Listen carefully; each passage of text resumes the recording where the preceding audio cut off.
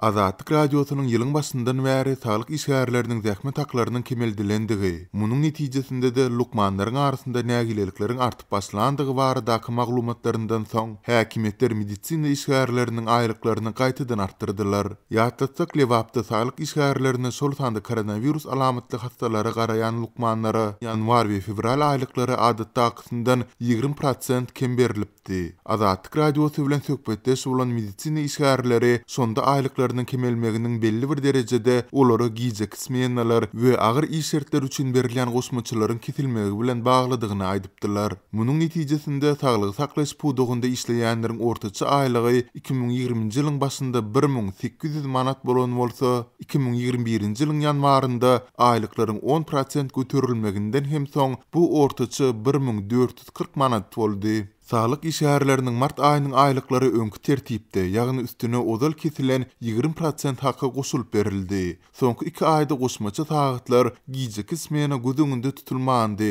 Şeýle-de agyr şertler üçin berilýän aýlygyň mukdaryndan 12% hem tölenmändi diýip atlandyrylmasydygyny soran Türkmen awatly medisina işgärleriniň biri 8 aprelde habarçymyza gurrun berdi. Onun sözlerine göre häzir saglyk işgärleriniň ortaça aýlyk haky 2100 manat bolupdyr. Emma şol bir wagtda mundan ozalky 2 aýda tölenmedik goşmaça haklar berilmändir. Galyberse-de Azatlyk radiosynyň habarçylary bilen söhbetdeş bolýan lukmanlar kesilen haklarynyň gaýtadan tölenip başlanmagyny, öz ýagdaýlarynyň media arkaly köpçülige ýetirilmegi, gün tertibine getirilmegi bilen baglanşdyrýarlar. Emma lewabyň degişli saglygy saklaş edarlary bu arada şeýle-de medisina işgärleriniň ozalky aýlyklarynyň kemeldilmeginiň sebäpleri boýunça resmi kommentariýa bermekden ýüze burýarlar. Bu aralykda saglyk işgärleri prezident Gurbanuly Berdimuhammedowyň COVID-19 ýokunçynyň ýaýramagynyň öňüne almagynyň çäginde raýatlaryň saglygyny berkitmäge we gorumaga gatnaşan medisina işgärleriniň aýlyk zähmet haklaryna 1-nji ýanwardan başlap goşmaça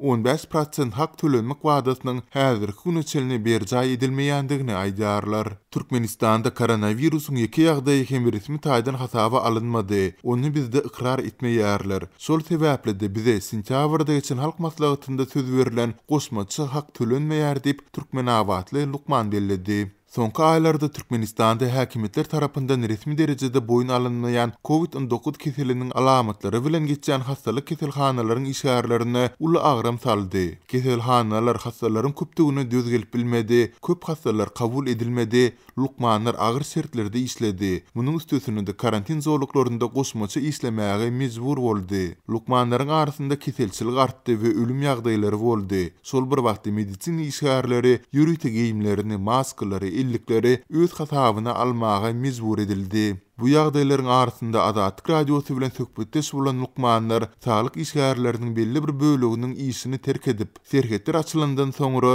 ýurdu terk etmäge taýýarlyk görýändikleri barada gurrun beripdiler. Soňky ýylyň dowamında Türkmenistanyň ýylatynyň 100% bolýan sosial ykdysady kynçylyklary hasam güýçlendi. Türkmen hökümetiniň koronavirus pandemiýasy döwründe amala aşyran çäreleri büdjet işgärleriniň zähmet haklarynyň azalmagyna, durly maksatlar üçin aýlygyndan alynýan tutumlaryň tanawynyň we meşweriniň köpelmegine getirdi. Ýurtda girdilen çäklendirmeler ýylatyň aglaba böleginiň gazanç etmek mümkinçilikleriniň çurt kesik azalmagyna getirdi. Medisina hyzmatlarynyň elýetirliligi we hili peseldi.